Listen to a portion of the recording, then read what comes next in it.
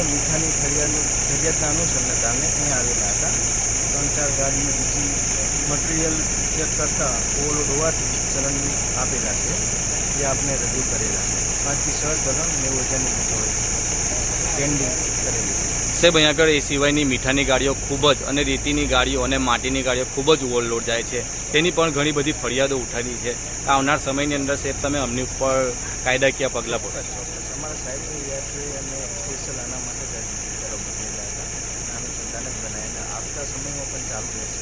આ ઓવરલોડ કાર્યોને કારણે સાહેબ આ જે રોડ છે, કરોડો રૂપિયાના ખર્ચે જે બનેલા રોડ છે સાહેબ, 1 મહિના પણ નથી ટકતા, જેને લઈને આની પણ લોકોની માંગ ઉઠી છે કે આ જે ઓવરલોડ ગાડીઓ છે તેની ઉપર વહેલામાં વહેલી તકે કાયદેસરની કાર્યવાહી થાય એવી અપેક્ષા છે સાહેબ.